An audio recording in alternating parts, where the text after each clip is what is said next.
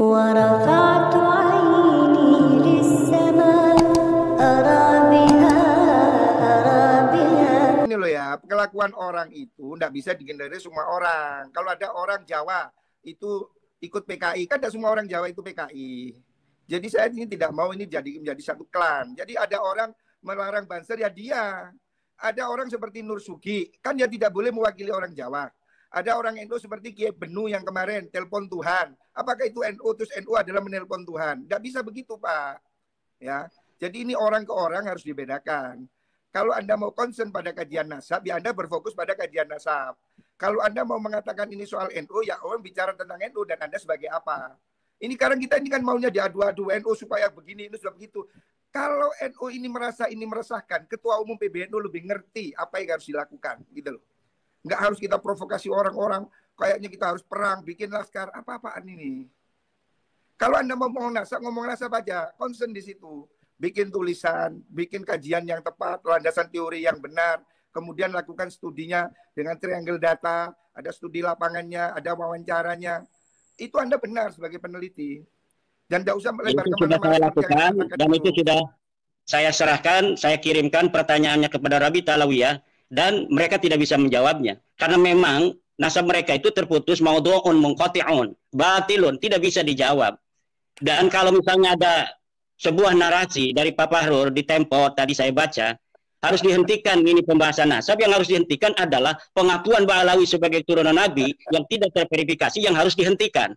Karena secara kajian nasab dia terputus, secara kajian DNA dia bukan bangsa Arab Acan, dia bukan keturunan Bani Quraisy, dia bukan keturunan Bani Hashim, dia bukan keturunan Ba'alawi, dia bukan keturunan Nabi Muhammad. Ini yang harus dihentikan, pengakuan sepihak sebagai keturunan daripada Nabi besar Muhammad SAW.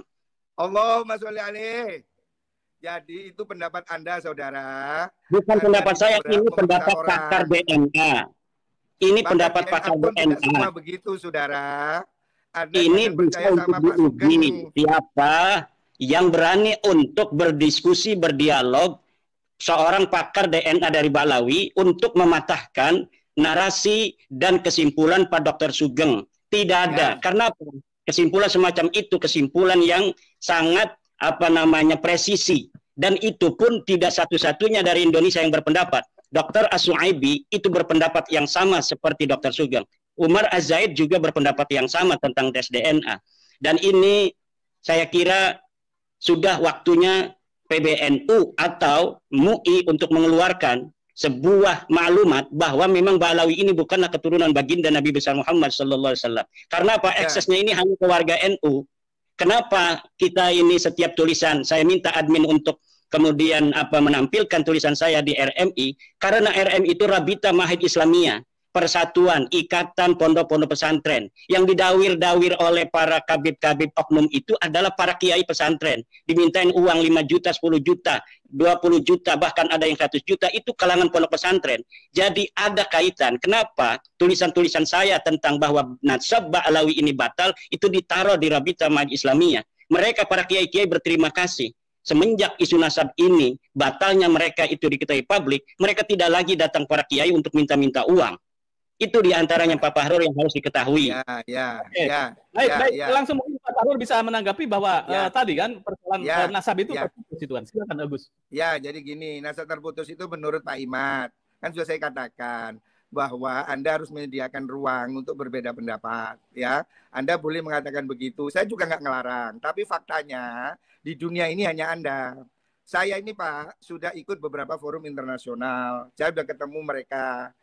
Dan mereka semua mengakui nasab itu. Orang yang saya temui. Mereka ini apakah mereka punya otoritas di dalam masalah nasab? Ini yang harus kita jangan terlalu merasa rendah diri di hadapan bangsa-bangsa luar. Kalaulah harus seorang putra Indonesia yang menemukan batalnya nasab Ba'alawi, kenapa kita harus merasa rendah diri sebagai bangsa Indonesia yang besar? Kenapa harus orang Arab saja yang mengetahui sesuatu tentang hukum-hukum agama? Yang jelas itu dalilnya yang perlu diuji. Saya sudah kirim surat pada Syekh Mahdi Rajai dari Iran. Katanya dia pakar nasab. Katanya dia memberikan surat pengesahan pada Ba'alawi. Saya tantang Mahdi Rajai atau siapapun yang berpendapat yang sama dengan Mahdi Rajai bahwa nasab Ba'alawi ini sahih. Saya tantang untuk berdiskusi dan membawa dalil-dalil kesahihan itu. Saya yakin mereka tidak akan bisa untuk membawakannya. Iya, cukup. Itu kan menurut Anda. Kasih kesempatan Gus Fahrur mungkin secara gamblang. Gus, ya, silakan. jadi gini loh Pak, kita ini bukan satu-satunya orang yang paling hebat di dunia Pak. Mohon maaf. Orang itu berilmu itu juga ada sanadnya, ada gurunya ya. Saya itu nggak tahu Pak Imad itu belajar nasab di mana, kok tiba-tiba merasa dirinya ahli nasab.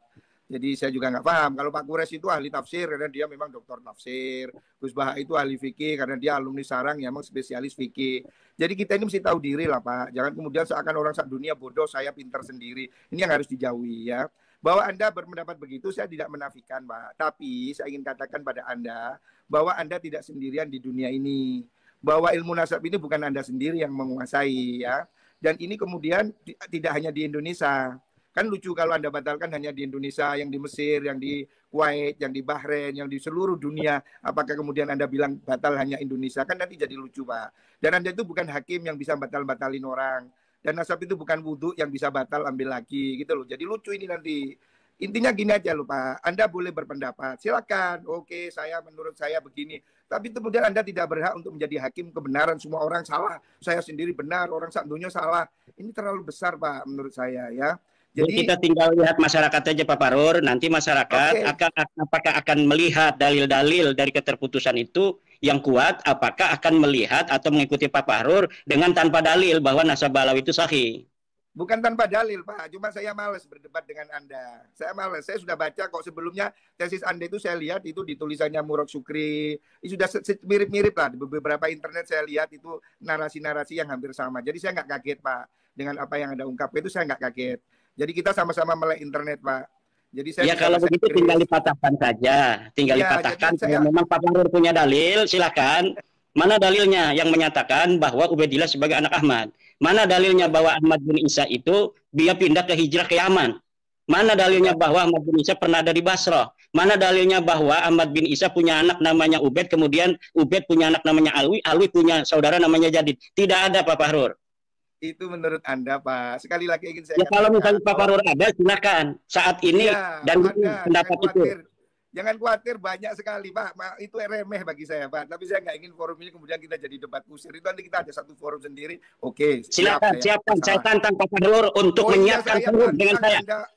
Saya tantang Pak Fahrur untuk menyiapkan forum debat ilmiah tentang nasab Balawi yang putus ini. Cari dalilnya, kalau punya dalil. Dengan senang hati.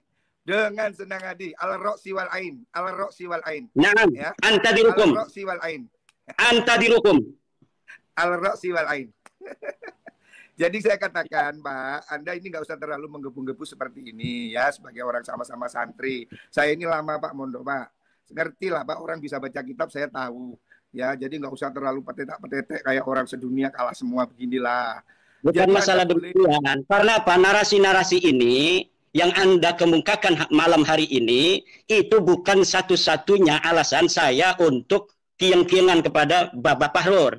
Banyak narasi-narasi yang telah Bapak Fahrur kembangkan di luar ketika saya tidak ada, yang kemudian membuat saya ingin sekali untuk berdebat dengan Pak Fahrur. Oh boleh, boleh. Enteng aja, saya nggak takut sama sekali kok. Ini soal gampang lah, nggak usah tengah.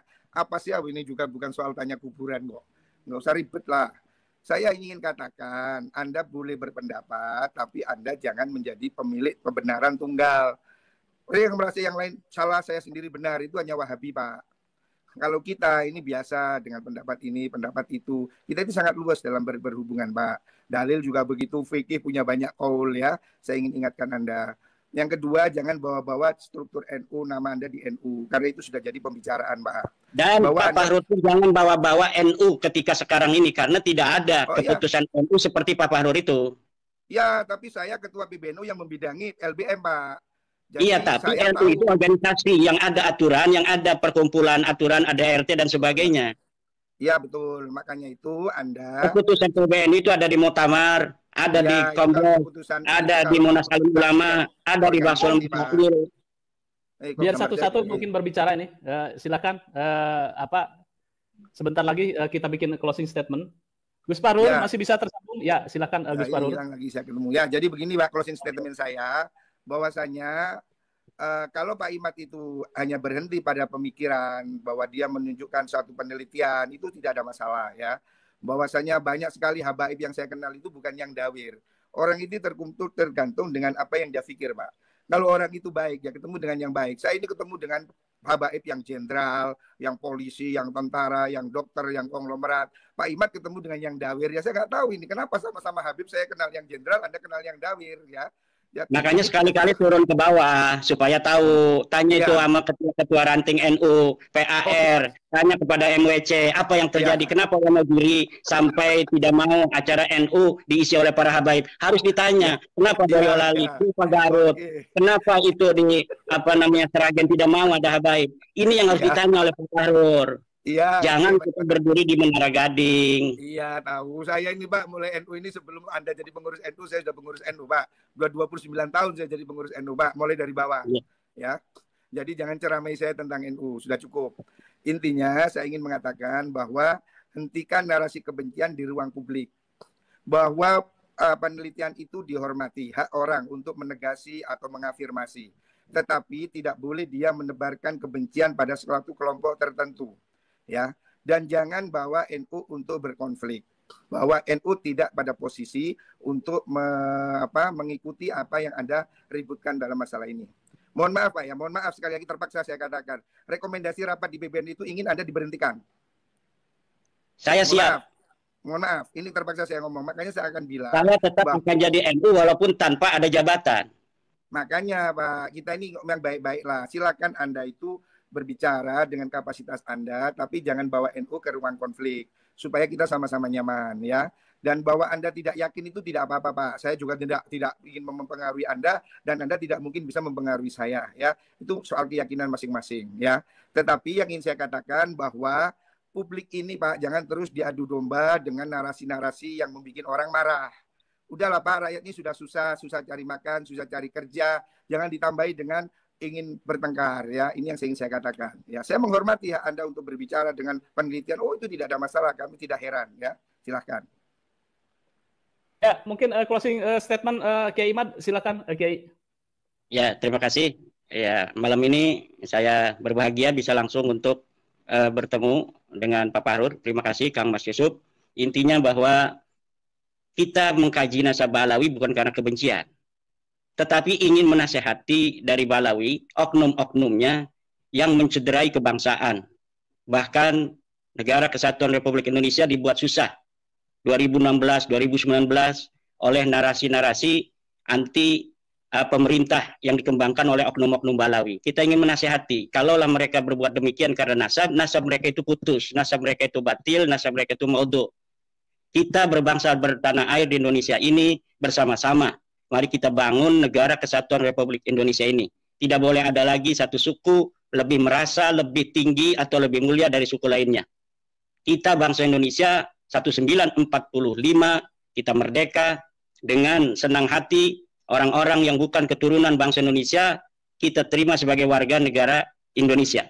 Mari kita sama-sama bangun Negara Kesatuan Republik Indonesia ini. Dan warga NU sebagai mayoritas Islam yang ada di Indonesia mengaku dirinya sebagai NU tidak boleh menjadi objek bagi orang-orang yang mengaku sebagai keturunan Nabi kemudian mengeksploitasi pengakuan itu untuk memperbudak umat Islam, terutama warga Nahdlatul Ulama, warga daripada organisasi yang dibentuk, didirikan oleh para ulama, para kiai, penerus perjuangan Wali Songo. Demikian. Assalamualaikum warahmatullahi wabarakatuh. Baik, pemirsa pada Suara TV, ini luar biasa. Ini baru pertama untuk Gus Fahrur berdiskusi dengan Kiai Imad. Mudah-mudahan ini bisa nanti ada konklusi, kemudian juga ada diskusi yang lebih lanjut, yang lebih mencerahkan itu. Ya, gimana Gus? Terima kasih. Terima kasih. Ya, saya pikir ini perlu ada ngopi bersama ini. Gus Fahrur dengan Kiai Imad ini. Terima kasih. Ya. Terima kasih Gus Fahrur telah meluangkan waktu. Kiai Imad juga sama. Mudah-mudahan ini menjadi sebuah